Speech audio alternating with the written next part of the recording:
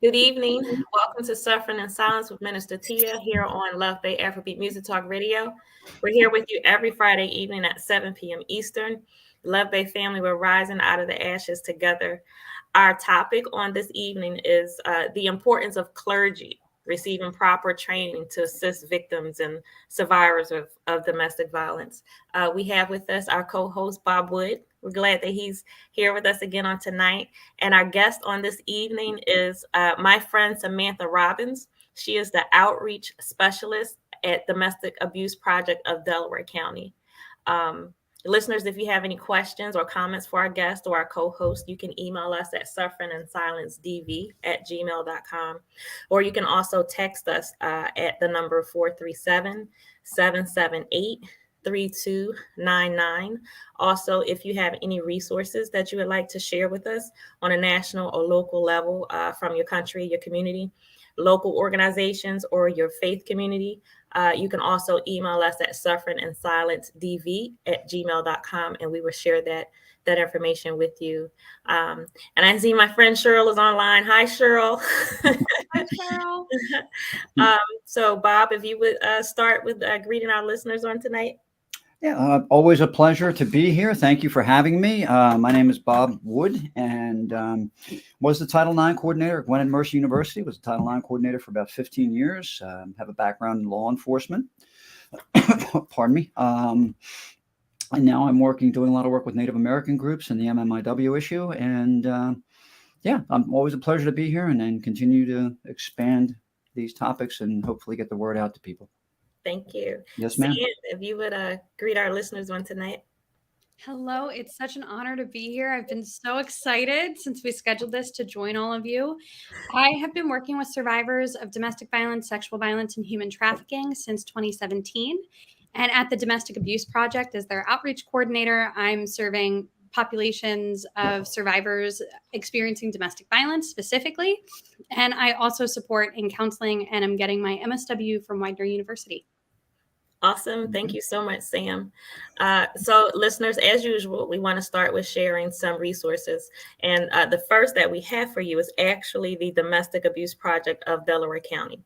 The address is 14 West 2nd Street. This is in Media, Pennsylvania. The zip is 19063, and that is in the United States.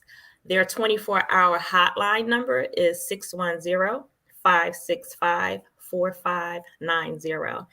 And listeners, actually on this week, I am in Delaware. I'm on vacation. I'm at Rehoboth Beach. So I have some resources to share with you from Delaware. The Delaware Coalition Against Domestic Violence, their website is www.dcadv.org. And there are 24-hour hotlines for Newcastle County. The number is 302-762-6110. For Kent and Sussex counties, the number is 302-422-8058. And Abrendado Puertas, which is Opening Doors, their number is 302-745-9874. And then I wanted to share with you again the Befrienders Volunteer Action to Prevent Suicide. To find a helpline by your country, you can visit their website, which is www.befrienders.org. So listeners, again, on tonight, our topic is the importance of clergy receiving proper training to assist victims and survivors of domestic violence. And I have to say, before I left home to come on vacation, I prepared for this interview earlier in the week.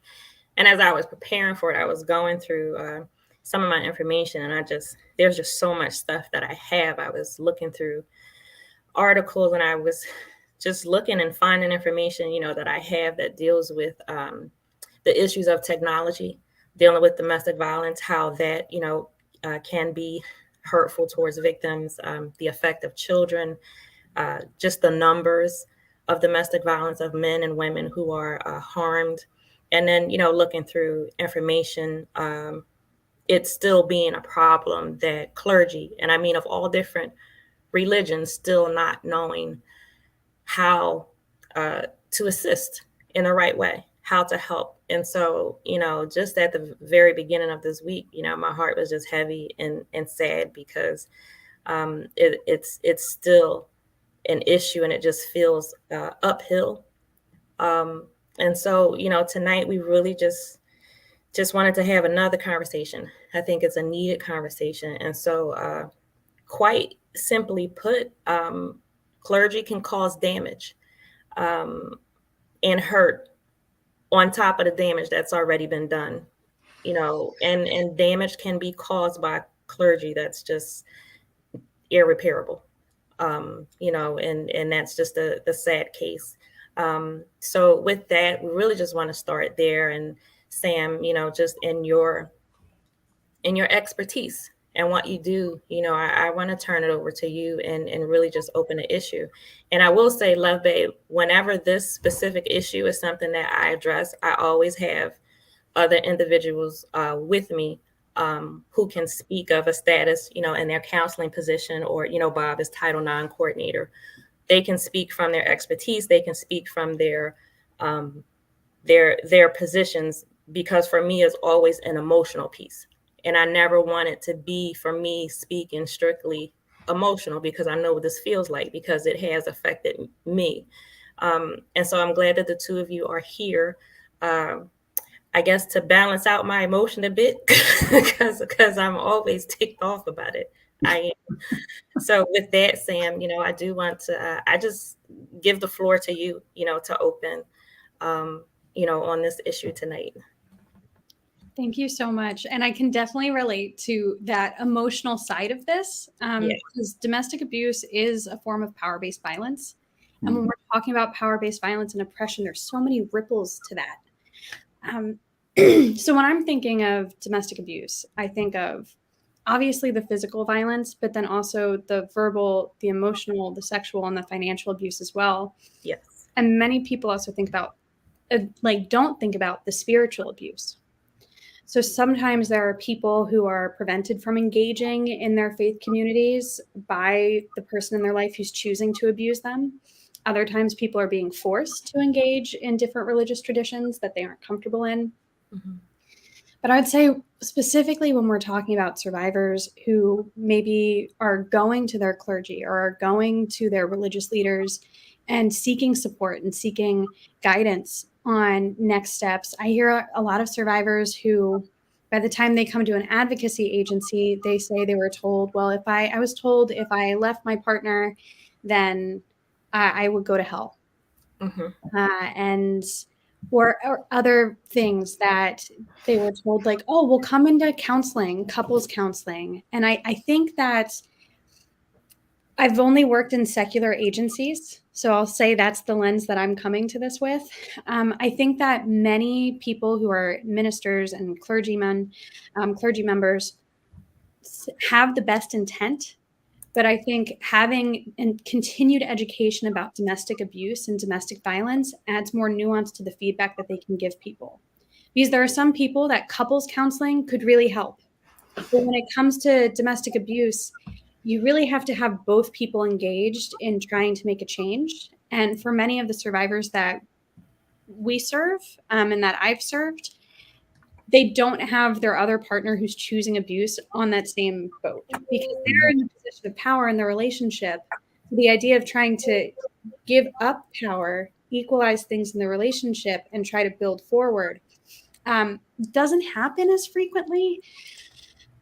So I think tools that could help ministers are that having that better understanding of the nuance to DV. And when someone comes to them and saying, I'm having troubles with my marriage or with my relationship with my partner, instead of saying, oh, well, this is what the scripture says, and this is how we need to move forward with it, asking some specific questions to better understand what's going wrong in that relationship. Mm-hmm. Is it communication issues that there can be some coaching through, or is it deeper? And is there lethality risks? And what is the danger there? A lot of police departments have lethality risk assessments depending on which in Pennsylvania, there's a lot of the lethality assessment protocol. In New Jersey, there's ODERA. There's all different protocols around the world, depending on where people are at, that police do those analysis to see how dangerous is this DV situation. And I wonder, because these are publicly accessible inventories, what impact it would have on survivors if people who are ministers or religious people took those inventories when somebody came to them saying they were having struggles in their relationship and just went through and asked those questions to get a better context for what's going on. Yeah. So, I mean, I think part of my irritation is that, you just said that this information, a lot of this information is publicly accessible.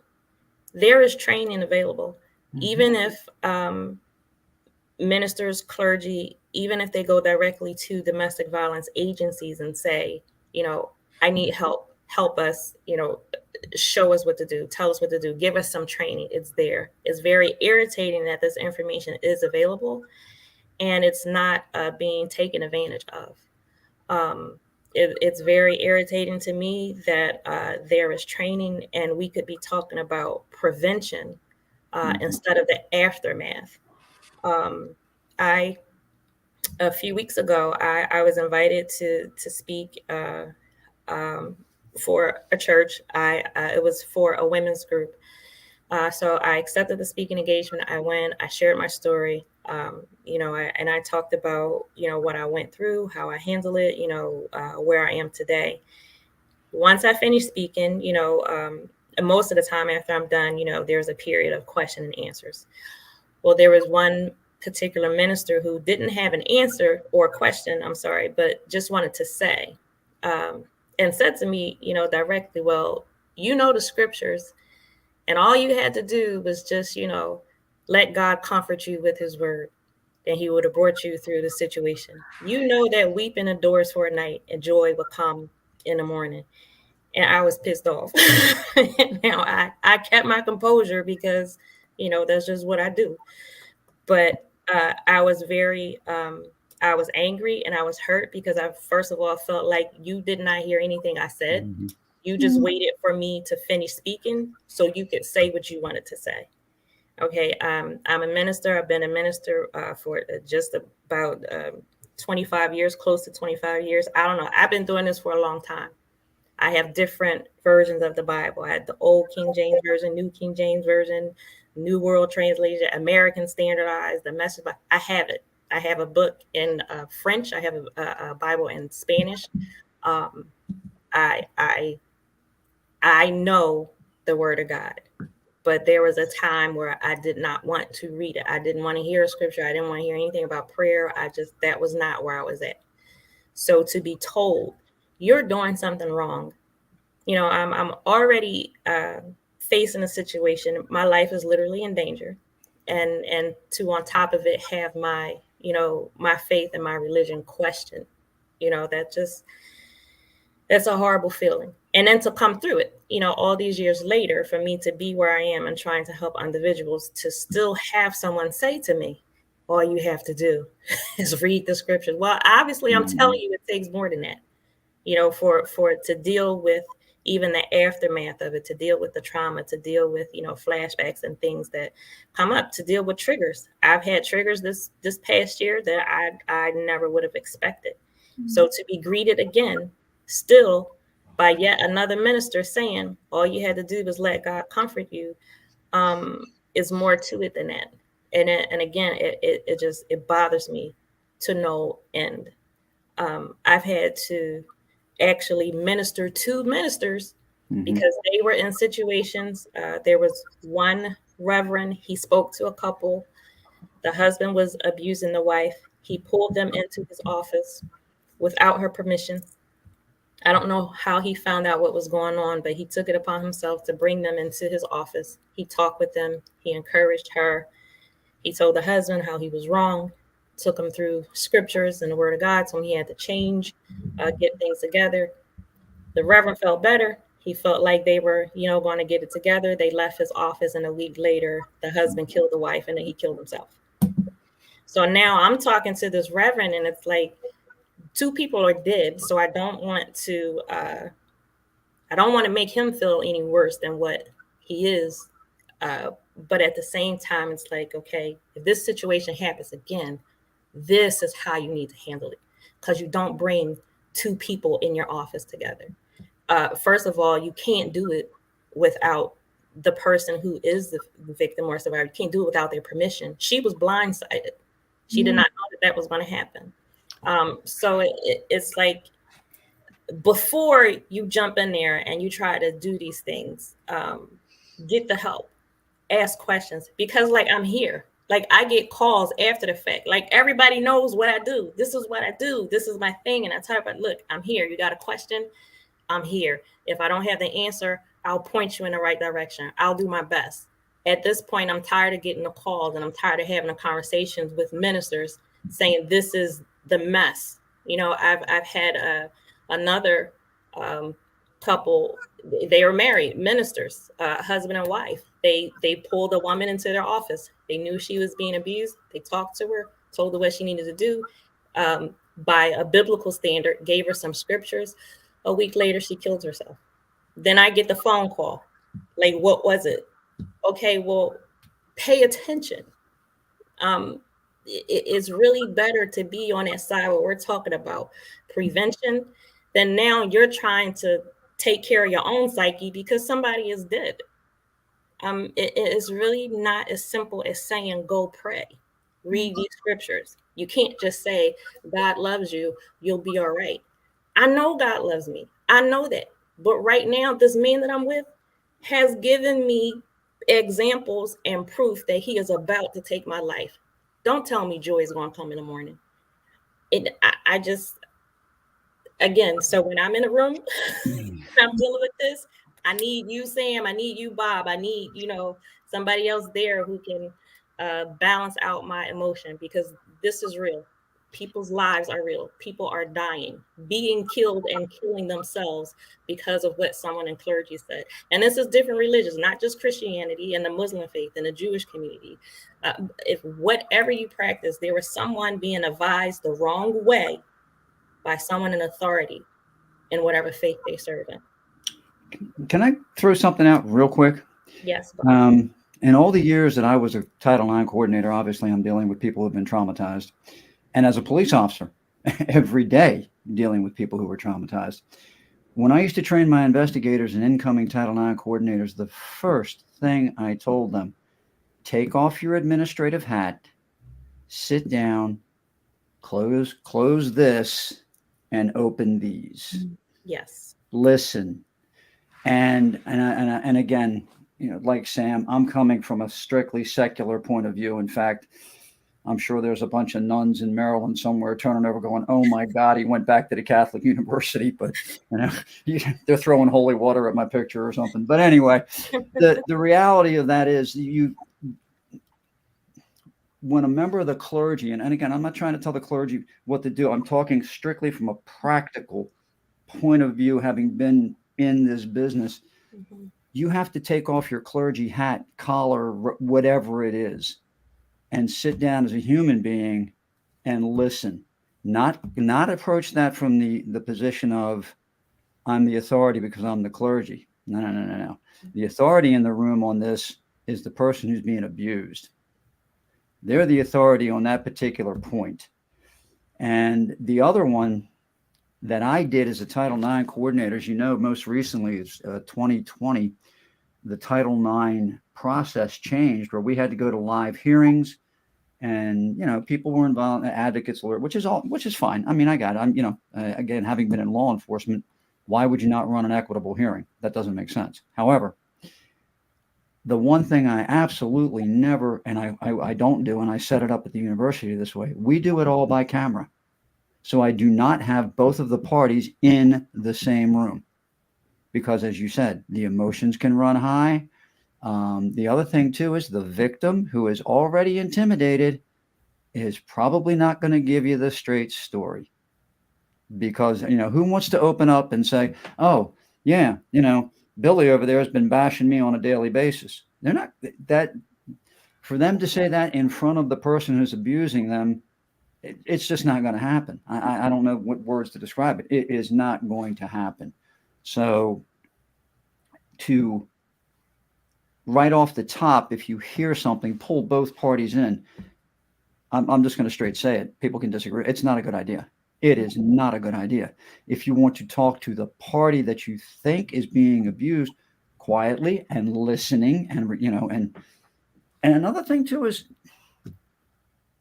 again, we've all dealt with people who've been traumatized. We know that their story is going to weave and it's going to take different directions because there's so much. But especially on that first thing, the one thing they all want is to be heard. So let them speak. Let them know that you're there for them to speak to you, and you're not going to judge, and you're not going to say, and again, please God, don't hit me with lightning. I'm not trying to be funny here. No offense to God, whatever anybody's religion is, but there's a point of God helps those who help themselves, and common sense. God is not sitting in the room with me in the living room while my partner is beating me with a belt. God is physically not there. And I can find strength in the scripture, but I got to get away from that person. And that means on the plane that we are right here on earth, we need to take common sense action. We need to do what is necessary. I'm going to step off my soapbox. I love when you're on your soapbox. So, Sam, you want to add? Yes. And some of the tools that are available to people who are in religious orders who will encounter these relationships, because it's not if it ever happens, it's when. Just because of the prevalence rates that we know, 1 in 4 women, 1 in 7 men, and anywhere from 1 in 5 to 1 in 2 members of the trans and non-binary community will experience domestic abuse at some point in their life. We know when these religious people will end up encountering this. Knowing who is the local DV agency, maybe even before you approach somebody who's experiencing this, calling that local DV hotline and saying, hi, you can even remain anonymous. I'd like to remain anonymous, but I'm looking for some tips. I'm in a leadership position and I want to support somebody, or I want to approach a conversation with someone. And that hotline should be able to give some tools of how to safely navigate those relationships. And then, of course, we'll most likely say, you can give that person our information. Yes. Give that person this hotline number, and then they can talk to us as well. And another thing that I was thinking about while I was listening to both of you is how there's so much, and specifically Bob, when you're saying that you have that survivor in the room and you start asking them questions, they might not share everything. And we need to remember there's so much shame and blame in our society on survivors. I've heard some people in different professions say that they received training that the first time they responded to a domestic violence situation, it's the person choosing abuse's fault. Anytime after that, though, it's the survivors for not leaving. And that is just, we know there's such danger to leaving. There are so many barriers to people leaving dangerous situations, but that's just one example of the shame and blame that people encounter. And many survivors too, maybe the first time they told someone what was happening, they had a negative response. They had someone say, oh, well, I told you so. Or I can't believe they would ever do that to you. Like, you shouldn't talk about them that way. Or potentially, well, the scripture says this. So be at peace and know that you aren't alone, because you'll always have God there with you to support you, etc. And I've heard survivors share those moments where they felt shut down, that they felt like they couldn't reach out for additional support and help. So that's another thing too. Even if you're uncertain what to say when a survivor starts telling you their story, at least having a resource for them and then not judging them. Just, as Rob said, open your ears, listen, take in the information, and let them know that you're a person that is going to be safe for them to come to when they do have things they need to talk about or when they need help. Because if your initial response has any type of shame, blame, or judgment in it, that person is highly unlikely going to come back to that person again to try to talk about it. And as Minister Tia was describing, in many situations, sometimes this can escalate to very lethal and deadly situations if not handled well. May I piggyback on what you just said? Mhm. Again, in the sessions I've had where I'm training new people coming in, especially investigators and RAs well, I'm going to speak strictly at the college level. RAs, quite frequently, an RA, a coach, or a professor is the first person that a victim will go to. And again, there's that position of authority. There's that little bit of space. But I used to literally on my PowerPoint used a picture of stones going through a stream, and I tried to get it through. I said, you need to remember, this is going to be a journey. It's a journey of healing. And the first step in that journey of healing may be you. You may be that first stone that they come to and they step on. And how you receive it and how you react is going to determine if they take the next step and how that journey is going to go. So again, I'm just reinforcing what you said. I cannot stress overly too much, whatever large word I should use. Listen, don't, and because that you as that, and again, as I've told my RAs, especially, I said, if somebody comes to you to tell you that story, they've actually told you they trust you. Mhm. Don't break that trust, because again, that journey, the next steps in that journey are going to be determined on how that first step is taken, and it's so important. Yes, Yeah. absolutely. And Cheryl, I thank you for your comments that you've added. I want to really again stress the same thing. Clergy needs to learn and be trained before you inadvertently hurt someone, cause them more damage, or before you inadvertently actually get someone killed. It's this the seriousness of this just cannot be stressed enough. And Bob, when you said earlier, you talked about being practical and having common sense. Yes, I know God loves me. Yes, I Mhm. know joy is going to come in the morning. Okay, now we need to lay out a safety plan. Mhm. Now we need to lay out what are you going to do? How are your finances? Let me help you with your finances. Are your children safe? Is there a place that you can go to actually walk through steps? That's what has to be done. You don't belittle a person. You don't use God against someone when they are already hurt, already crushed, already defeated. And when I opened up, the very first time I opened up, the response I received was negative. The response I received was, you are a minister, pray. You are a minister, stay married to him because he's a minister. He's a reverend. God would not be happy. And instantly, I kept getting the same answer.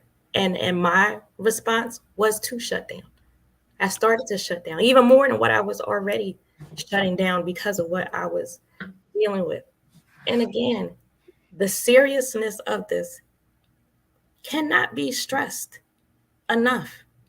You know, even on this past year, I reached out to the two of you with a situation that I had that I needed to be talked through because I thought that I was with the person I could trust, I could share uh, a situation at hand, and it was thrown back at me. Almost everyone I know is either a minister or a counselor. After that experience, within 2 days, I went through 5 of my friends who are all counselors because that weighed on me so much. Because I had a trigger, it was already embarrassing, it was already shameful for me. And I have to stand and I have to tell people, we have to do away with the stigma. We have to get the stigma out of here. But I felt it. Mhm. I felt it. And even with me feeling that, I was safe enough to go to this person and say, this is what I'm thinking, this is what I'm feeling. But it was thrown back at me. And that was crushing. And months later, it's still on my mind. I'm still working through that. And I say, if I am who I am, if I have friends, I have Bob, I have Sam, I have others, I have that. I have my support. What about the woman who doesn't? Mhm. What about the man who doesn't? because you have a title in front of your name that puts more responsibility on your shoulders, there's more onus on you for you to make sure that you know what you're doing. You need to understand the words that are coming out of your mouth, what you say to someone, because again, the seriousness of this, I think, is just being tossed aside. And I'm truly tired of it. I really am. It's just, annoyed is not a strong enough word, because I've seen people die. I'm tired of getting the phone calls that I had a conversation with someone, and I said the wrong thing, I handled it the wrong way, and he just killed himself. And so again, I specifically, when I deal with this, I have to have somebody else in a room who can, I don't know, I guess go through the factual side, because I can't put my emotion down. I can't step away from it emotionally. Because I'm telling you, for somebody to say, just go pray, and I just told you that this man is going to kill me.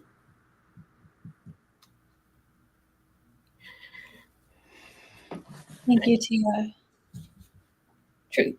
Your connections to your emotions are a huge strength, and I admire it a lot. And I admire your vulnerability, and I admire how you put yourself out here, because this issue is not to be taken lightly. So thank you. And thank you for being there for people and taking those hard calls, because they're heavy. And you're right, if you don't have a support system there to help you through it. Yeah. Again, I'm going to follow with what Sam just said. To all our listeners out there, Tia, I'm going to put you in a box for a second. I'm sorry. What you just saw and you just heard with Tia talking that through took an enormous amount of courage. It took an enormous amount of courage. I can't say that enough. Sam and I have been dealing with people who've been and Tia in these positions for quite a while. And the thing I want to stress: trauma, domestic violence, sexual assault, sexual harassment, economic domestic violence, psychological domestic violence. It leaves scars on people. You don't see the scars, but they don't go away either. We move forward from the scars, but they're still there. It's like a normal scar on your body. Eventually, it starts to fade, but that piece of skin has changed. That person has changed, and things can bring it back. Tia, I know you know this. I spoke. It was 54 years before I ever spoke about my own experience as a child. And when I spoke at an event, a man came out of the crowd when I stepped down, literally put his head on my shoulder and cried and said, "You just told my story." And he was older than me. So I said, okay, I held on for 50. It means that guy was probably holding for 60. That's how hard it is to step forward. And again, I admire what you just did to Noah, because I know how much courage that took and takes. And people who are in a position of authority, as you say, the title, when somebody comes, that's the first thing they need to understand. For that person to come through that door and sit in that office and divulge what they have been through, it's not a tea social. This is hard. It's gut wrenching. It's hard to get that out. And again, as I said, you may talk to that person 2 weeks later, and that story is going to change a little bit. Why? Because things come back, and the second time, what they didn't want to divulge the first time, because it either was embarrassing, it was so hurtful, it took them down a road they don't want to go down anymore. And I think, like, again, as I said, people need to understand that, and there is training for people to receive. Yeah. I'm going to step off my soapbox again. Again, love your soapbox. And I want to give some kudos to, there's so many religious groups in the communities that I've served in Southern New Jersey and Delaware County, Pennsylvania, who have come and said, I would like some resources for this. Recently, the chaplains of the Delaware County Sheriff's Department came to me and said, hey, we'd love to coordinate you and work with you. So if you're listening and you're part of a religious group and you have not had any contact with your local DV agency, know that they're there to support you more than just over the hotline on individual bases, but also if you're looking to have broader support and training for the congregation, for those groups. Another thing, Bob, that I want to discuss too and bring forward that you touched on is how many men who have experienced abuse from their partners are sometimes at risk for assumptions being made that maybe, oh, there's DV happening in the relationship. Well, this man can't be the survivor because he's a man. Right. I have seen horrific physical injuries occur to men at the hands of their wives. And I would like to, through this lens of thinking about clergy and ministers and other religious leaders supporting individuals, when you're listening to a couple or somebody talking about abuse in the relationship, be very careful about making assumptions. Because I've heard from men who are survivors who did talk to their religious leaders who said they did not feel heard. That their religious leader just said to them, I was like, well, you're the man in the relationship. You should be able to straighten this out. And it's so much more than that. That religious leader, even if they're coming from a really well-meaning space, needs to acknowledge there's a power imbalance in this relationship. And you can't make assumptions about gender roles. Yes. And that is part of the information that can be learned. If you open your mind, if you open your heart, if you're just honest with, I don't know everything. I need help. I need help in this area. That's part of the information that you will learn. You will learn that you don't bring two people into a meeting together. You will learn that men can and are abused. You will learn that this tiny little woman, 4 foot whatever, yes, she can be physically abusive. You will learn that abuse is not just physical. There are several different types. I had a gentleman come to me. He did not want to speak to men, but he knew me. He knew what I did, and he came. And as soon I just looked at him and I said, "What's wrong?" I could just see something was wrong. He is no less than 6'4", at least 250 pounds. When I said what's wrong, he broke down in tears because his tiny little wife was abusing him. He specifically said the physical abuse doesn't bother me because when she tries to hit me, I can stop her. I just hold her hands. But his heart broke with the verbal abuse, with the names that she called him and how she demeaned him in front of their children, and especially his little girl. And his boys were watching this. This huge man, he's like a giant teddy bear, didn't want to speak in front of other men because he was afraid of what they would say. They wouldn't believe him, first of all, because his wife was just so tiny. And all he wanted was for her to love him, respect him, treat him the right way. He did not want to leave her.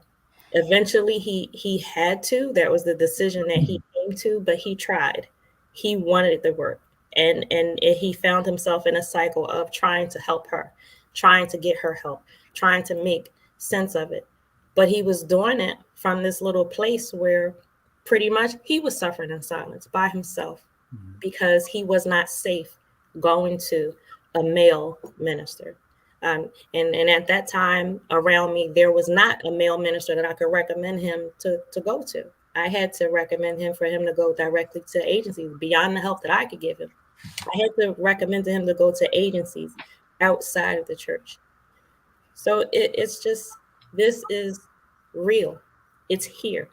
It's not going anywhere. And again, the information is there. If you do not know, the information is there for you to learn. And as you said, Sam, no one can assume. Don't assume, because domestic violence is not marriage counseling issues. It's not. Domestic violence is not an issue with communication. It's not an issue with finances. It's not an issue with us trying to learn each other. No, you deal with that stuff when you have two partners who are equal, who are on equal standing, They each get to say, this is what I like, this is what I don't like, this is what I need, this is what I don't need. That's a healthy place. Even if they're having problems, that's a healthy place when you have two people who can share their hearts and their minds freely. And again, all of this is what clergy can learn if they open themselves up and seek out the training. It's there. You just, again, you said something, this is kind of, I mean, maybe simplistic, but it, talking about the pain of domestic violence and things of that nature. If you look up, anybody who's listening, if you look up the word pain in whatever dictionary you look in, you'll notice it is not gender specific. It's pain. The only thing specific about it is human pain, or pain, physical pain, psychological, whatever. But it is definitely not gender specific. Anybody can experience, like you said, it can be physical, it can be psychological, economical, all of the above. Another one that people do forget about, just flat cutting someone off.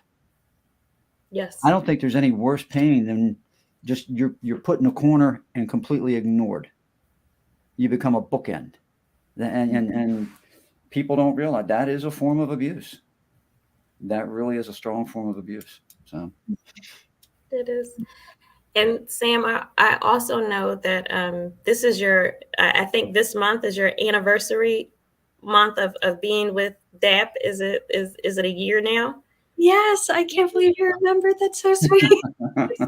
So I wanted to ask you, about that as well. How has your first year been? And well, I get anything that you want to share, but how has your first year been, and what does it take to do what you do? Ooh, that's a big question. So I think my first year working in Pennsylvania in Delaware County I was really encouraged by the diversity of groups that were calling and saying, support us, help us. Help us be more trauma informed, help us understand the nuances of domestic abuse and violence. So the connections that we've made and the impact that we've had on the county, I'm really thrilled about. And I think as far as what does it take to be someone that is safe for survivors to come to, somebody who maybe dedicates themselves to this work is we don't do it because we're looking for a thank you or because we're looking for praise for what we're doing. We do it because we're humans who care about other humans. At least I do. And I just want to see the people around me have better outcomes and live happy lives that going beyond surviving abuse, thriving, feeling restoration, feeling that where the track of life that they were on before the abuse happened, that they're able to get back on that track as much as possible. And one of the big pieces to that, because I may never know. There's so many people that I come in contact with that I may never know if they ever get to that point. But I have hope that they do.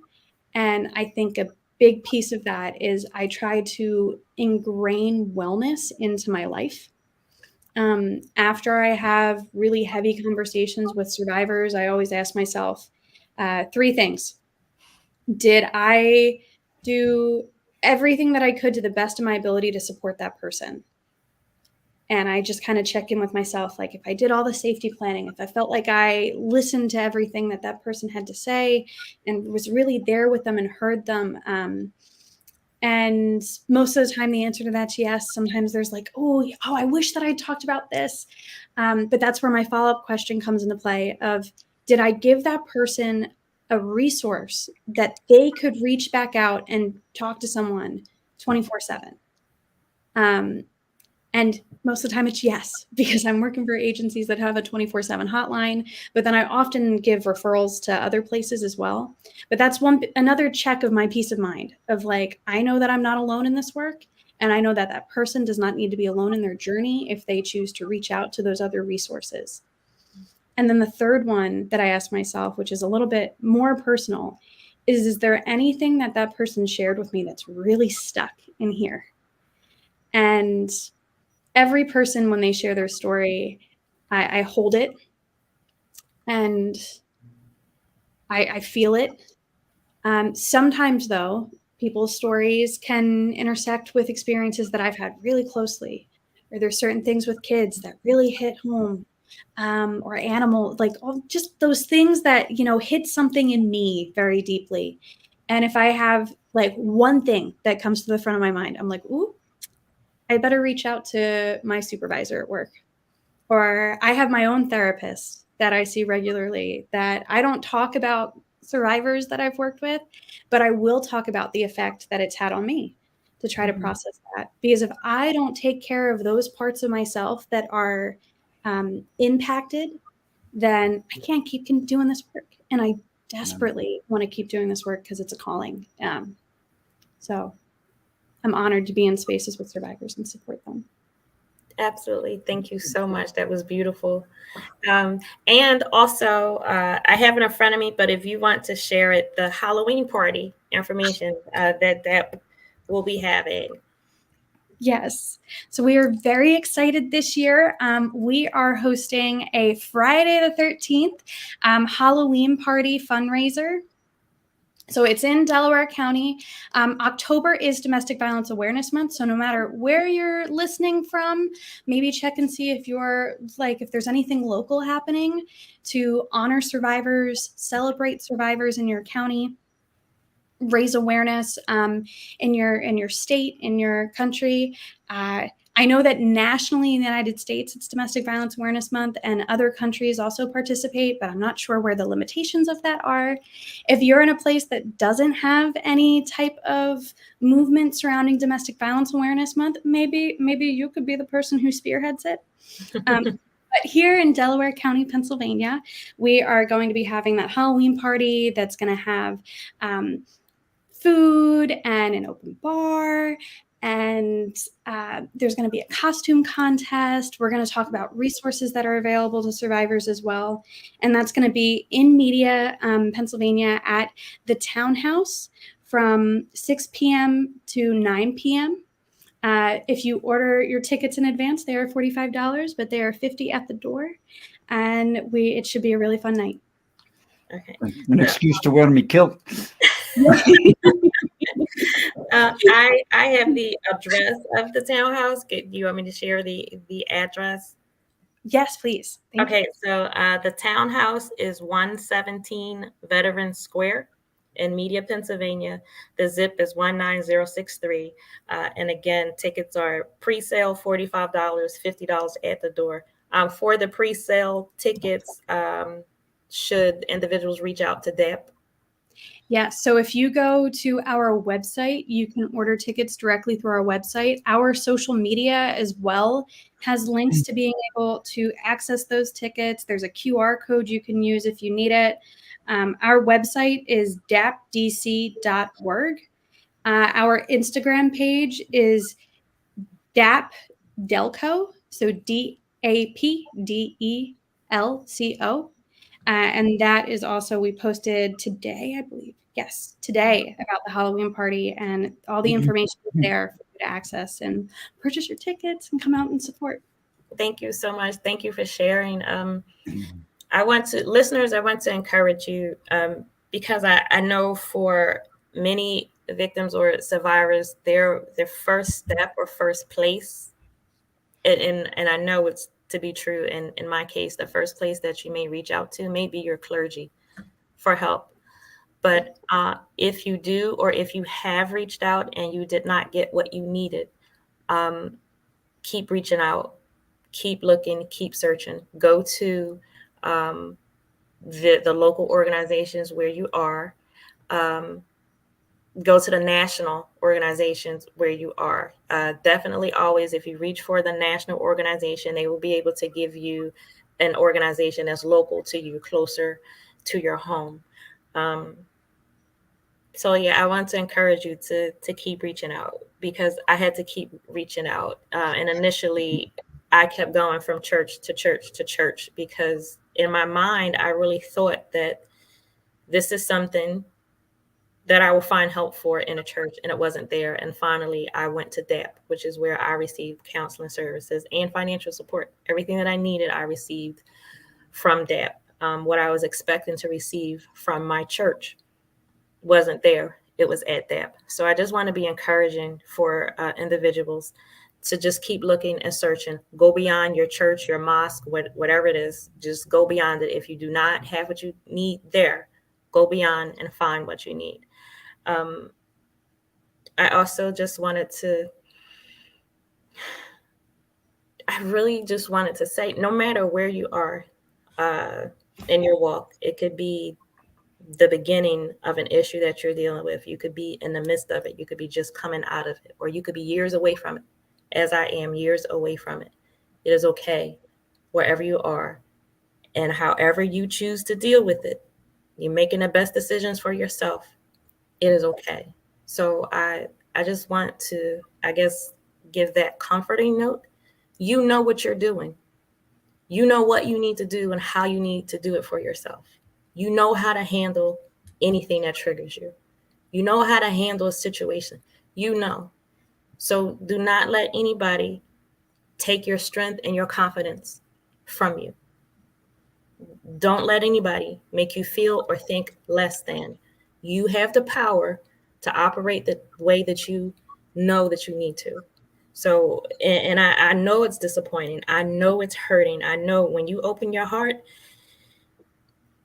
and you are just met with devastation on top of devastation, I know what that feels like. But you are still you. You still do the best that you can do for yourself. And whatever decision you make, that's the best decision for you. And you keep going forward with that. So I just wanted to be encouraging on that note. Then with that, Bob, I'll turn it to you for any question or comment. And thank you, Cheryl. We see all your notes that you're sending in. Thank you so much. Yes, thank you, Cheryl. I'm going to follow up with what you started. For years, in fact, I don't even remember where I got it, but I have a little block on my desk. And please take this for the way it's intended. It's not intended to be arrogant in any way, shape, or form. But the saying is, be yourself, because the people that matter don't mind, and the people that mind don't matter. And that's specific to you as a person. If you go on the college campus, anybody that I've worked with has told you they have my cell phone number. I know professors used to go crazy. You gave your cell phone? Yes, because they may want to talk to me. It's a student. They may need me. It's Tia, I've told a billion people, if you need to come in my office and shut the door and howl, come in my office and shut the door and howl. Only thing I ask is please don't kick me. If you're going to, just give me a heads up, okay? But and that's the understanding people in our business need to have, that somebody may need to cry, somebody may need to scream, somebody may need to just sit in silence. Mm-hmm. And that's how we need to. I used to jokingly tell everybody, I said, yeah, I'm SpongeBob. I just SpongeBob, take it in and work from there. And that's kind of what we have to do. And if you go to someone and you walk away uncomfortable, that's not what you're getting, and it didn't fulfill your need, reach out to someone else. They're there. There's somebody there. Just they're there. And keep working from that point forward. And before we go, I just want to give out the Native Americans domestic violence thing when we get a chance. Sam, I'll turn it over to you. Do that now, Bob. You sure? Okay. Native American. Let me put my glasses on. Okay, here we go. I got to read my own writing. Native American domestic violence hotline, 1-844-7 Native, or in numbers, 1-844-762-843, and their hotline, their site is Stronghearts, STRONGHERATS, headline HELDLINE, helpline HELPLINE.org, all lowercase. Okay. Thank you so much. Yes. Thank you for sharing. Thank you. Listeners, I want to say also, if you in your congregation, if you see that dealing with domestic violence is an issue that needs to be addressed. You can give information to your clergy. You can get pamphlets from the local organizations, from the national organizations. You can give that information to clergy. Um, and it is absolutely okay if you don't have answers. You know, when we're dealing with clergy and leadership, it's okay if you don't know, but it is a derelict of your duty if you don't get that information from somewhere. You may not have all the answers, but you can give out pamphlets from Laura House, from DAP, from Women Organized Against Abuse, from the national numbers. You can get information. You can call and you can have pamphlets delivered to your home. So you can have them, you can place them in public places, or you can give them to individuals as it's needed. If you don't know what to do, there are resources for you to find out how to direct the person. I never failed to call an organization such as DAP, Laurel House, Nova, name them, name anybody. I never failed to call an organization where they did not respond, and I had bookcases full of information. Yes. They will come in a heartbeat. You're absolutely correct. Sorry, Yes. just And need to. I definitely I want to point out too that these agencies, for the most part, are available to people of all backgrounds and all genders. A lot of people think like, oh, it's just for women, especially sometimes when some of the agencies, and I'll only speak for the American agencies, at least in the Northeast, that I'm more familiar with, even if they have women in the title, like Women's Space or something like that, they also provide resources to people who are not women. So please do not let that slow you down. I also would like to share too the United States National Domestic Violence Hotline number, and that is 1-800-799-7233. If you have internet access, there are also international domestic violence hotline resource guides available that you can look up. There's actually a website called mysticmag.com that has a whole list of hotlines from all different countries. Barbados, the Bahamas, I'm looking at it right now, Mexico, the United Kingdom, Ireland, all sorts of different places. So if you need support, please reach out for it.